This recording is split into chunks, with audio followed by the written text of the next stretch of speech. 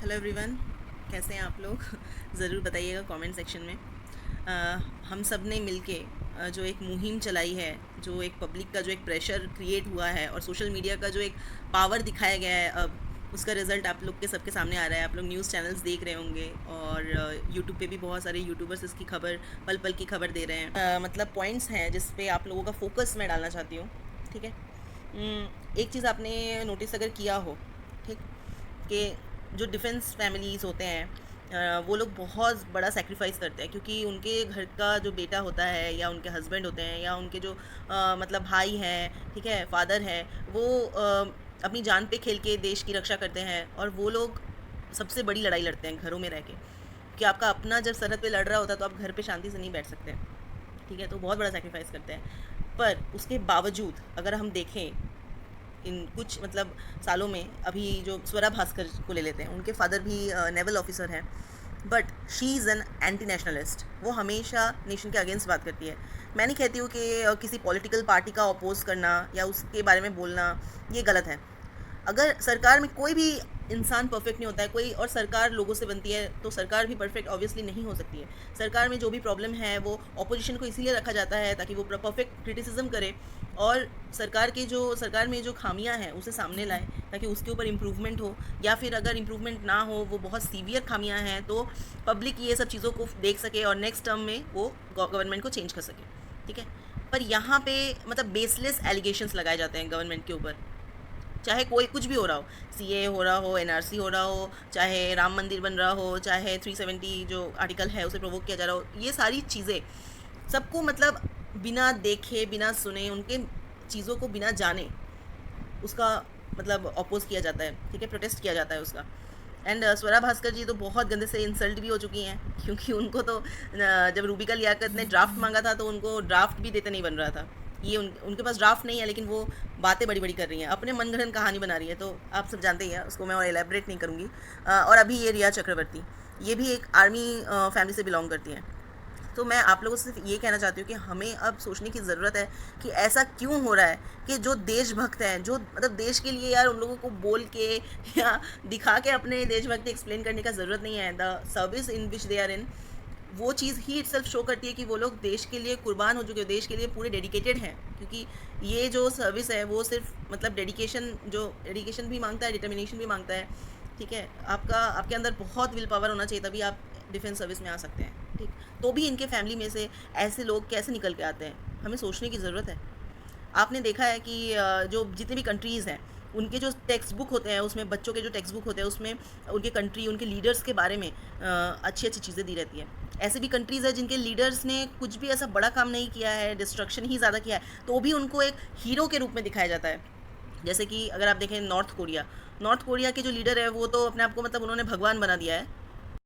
North Korea में Christmas मनाना भी अलाउड नहीं है वहाँ पे। जो वहाँ के जो लीडर हैं उसका बर्थडे ही मनाया जाता है। तो इतना हीरोइक फॉर्म में इतना ज़्यादा प्रेशराइज करके पब्लिक को रखा गया है, वहाँ तो एक्चुअली डिक्टेटरशिप चलता है। बट मेरा कहने का मतलब है कि जैसे पाकिस्तान जैसे कंट्री हो गई, पाकिस्तान में इतने बुरी तरीके से एक गलत नैरेटिव भर दिया गया है, वहाँ के जनरेशन, वहाँ के मतलब पूरी जनरेशन करप्ट है उनकी। वहाँ का बच्चा बच्चा सिर्फ उसके मन में मतलब ना इंडिया के लिए मतलब गलत फीलिंग है, इंडियंस के लिए बुरा है। तो ये सब चीज़ें फीड की गई है, ये नेगेटिव इन्फ्लुएंस है जो इनके ऊपर हुआ है। तो क्या पॉजिटिव इन्फ्लुएंस नहीं किया जा सकता? ये कंट्रीज़ अपने सिटीजन्स को लिटरली बेवकूफ़ बना रही हैं, कुछ देते नहीं हैं ये लोग। जो अगर आप देखेंगे नॉर्थ कोरिया का जो कैपिटल है, सिर्फ वहाँ पे ही फैसिलिटीज़ हैं। ठीक है, और वो भी बहुत लिमिटेड है। बाकी जगह पे लोग, वहाँ के लोग खाने के लिए तरस जाते हैं। मैंने बहुत सारे नॉर्थ कोरियंस का टेस्टिमनी देखा है टेड टॉक्स वगैरह में। वो बताते हैं उनको खाने की इतनी कमी हो जाती है कि कभी कभी उनको पेड़ों में जो कीड़े होते हैं वो खाने पड़ते हैं वो लोगों को। ऐसा भी होता है, लोग वहाँ पे भागने के लिए इतनी जद्दोजहद करते हैं, वहाँ से साउथ कोरिया या चाइना भागने के लिए वो लोग पता नहीं क्या क्या करते हैं। ठीक है, तो ऐसे कंट्रीज़ भी हैं। और जो अपने, लेकिन तब भी ये लोग इस टाइप से नैरेटिव बनाते हैं, यहाँ के कंट्रीज़ जो है जिनकी मैं बात करूँ, उनकी गवर्नमेंट, कि ये जो वहाँ के सिटीज़न हैं वो अपनी कंट्री के लिए जान देने के लिए पागल, मतलब उनके लिए अपनी कंट्री से बड़ा कुछ है ही नहीं, क्योंकि उनको बचपन से वो सारी चीज़ें फीड की गई है। तो मेरा ये कहना है कि क्या हमारे कंट्री में ये चीज़ नहीं हो सकता है? हमें अब ध्यान देना है कि हमारे टेक्स्ट बुक में गलत लोगों को हीरो ना बनाया जाए। गलत चीज़ों को बढ़ावा ना मिले।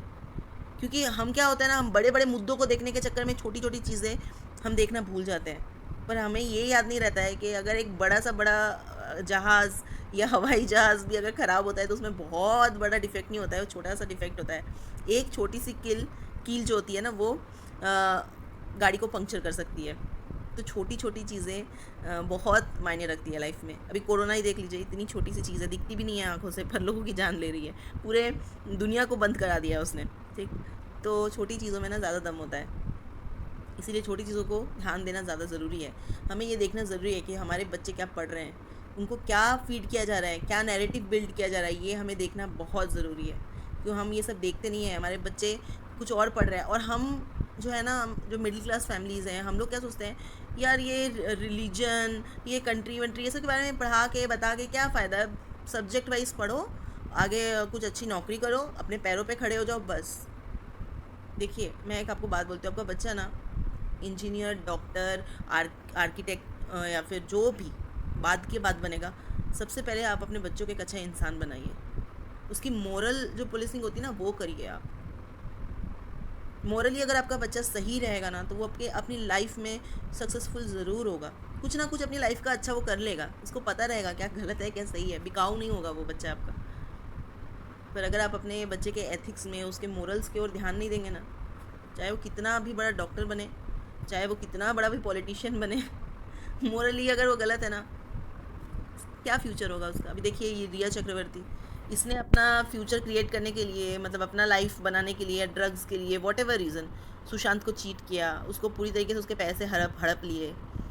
अब क्या हो रहा है, सारी दुनिया उसके ऊपर थूक रही है। मुझे लगता नहीं है कि रिया चक्रवर्ती के पेरेंट्स के जगह पे अगर कोई और पेरेंट्स हो तो उसे प्राउड फील करना चाहिए अपने बच्चे को लेके। इतनी सी एज में इतने सारे क्रिमिनल केसेस, चार्जेस और ऐसा नाम पूरी दुनिया जान में फैल रहा है। आई डोंट नो उसके पेरेंट्स कैसे पेरेंट्स हैं, बट नॉर्मल जो पेरेंट्स होते हैं उनको तो ये सब चीज़ें कोई बहुत प्राउड का मैटर नहीं लगेंगी, है ना। तो बहुत सारी चीज़ें हैं जिन पे हमको ध्यान देना चाहिए, हमें सोचने की ज़रूरत है।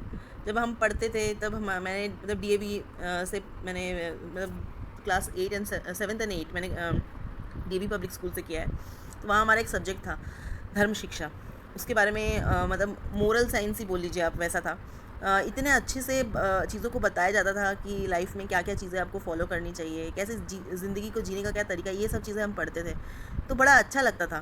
पता नहीं आजकल बच्चों के मतलब कैरिकुलम में ये सब चीज़ें होती हैं कि नहीं होती हैं। बहुत कुछ ध्यान देना चाहिए। पहले मतलब सब्जेक्ट तो ठीक है, पर मेरी नानी ने मुझे पाल पोस के बड़ा किया है। तो मेरी नानी मुझे हमेशा मतलब महाभारत, रामायण, ये सब की स्टोरीज़ बताती थी, मोरल साइंस वाली स्टोरीज़ बताती थी, जिसके पीछे कुछ सीख रहती है, वैसे स्टोरीज़ बताती थी। हर रात मुझे अभी भी याद है, मैं सोती नहीं थी जब तक मुझे मेरी नानी कहानी नहीं सुनाती थी। बहुत अच्छी अच्छी स्टोरी सुनाती थी और उस स्टोरी में कुछ सीखने के लिए होता था। वो मुझसे पूछती थी तुमने क्या सीखा इसमें, मैं बताती थी उनको। अगर कुछ गलत रहता था तो वो उसको करेक्ट करती थी।